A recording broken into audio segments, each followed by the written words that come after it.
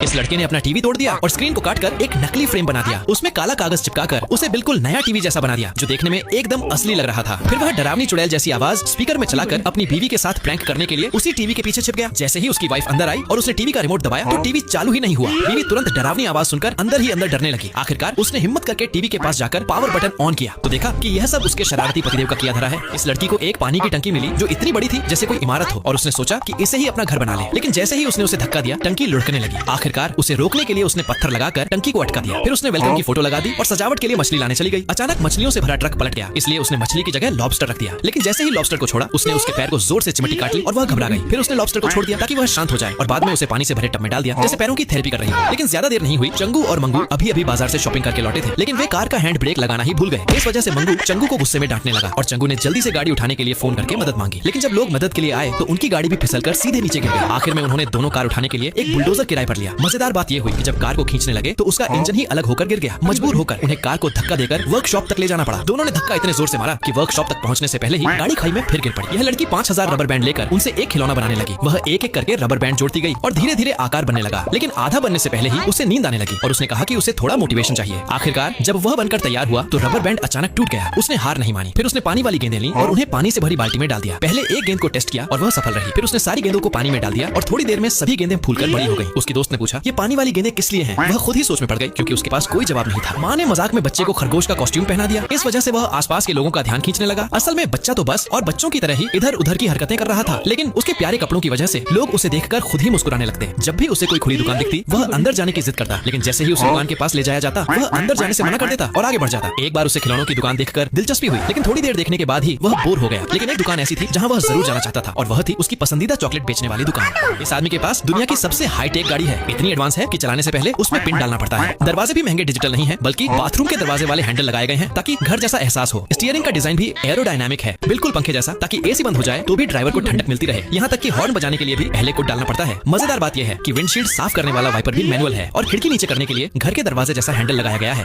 चंगू ने जैसे ही तरबूज काटा तो वह पहले से ही सड़ा और काला निकला। फिर अंकल पिंकी छत पर रखा तरबूज लेने गए और जैसे ही थोड़ा सा खींचा वह नीचे गिरकर फूट गया। फिर भी वे लोग उसे खा ही लेते हैं, लेकिन उनका मन नहीं भरा तो वे पप्पू चाचा के खेत से तरबूज चुराने चले गए। चंगू सीढ़ी ले आया, लेकिन अंकल पिंकी वहीं सो गया, इसलिए उसे जगाया गया। जैसे ही वह उठा सीढ़ी उससे टकरा गई और फिर वह फंस गई और उसके पैर पर भी लग गई। अंकल पिंकी चिल्लाने लगा तो उसका मुंह चंगू ने खीरे से बंद कर दिया। चंगू तरबूज पकड़ने की कोशिश कर रहा था, लेकिन गलती से कैंडी उठा ली और तभी तरबूज फिर से गिरकर फूट गया। छोटे बच्चे के मनोरंजन के लिए पापा ने टीवी में सोई लड़की को जगा दिया। फिर शरारत शुरू हुई और पहले खिड़की खोल दी, कुर्सी इधर उधर सरकाई और उसे बिस्तर से इस तरह अटका दिया कि रास्ता ही बंद हो गया। अब जब लड़की बाथरूम में गई तो पापा ने बाहर से झाड़ू लगाकर दरवाजा अटका दिया। यहाँ तक कि टोस्टर के साथ भी मजाक करने लगे और छोटे बच्चे को खूब हंसाया। छोटा अभी और शरारत करना चाहता था, लेकिन पापा ने कहा कि बस आज के लिए काफी है और खुद आराम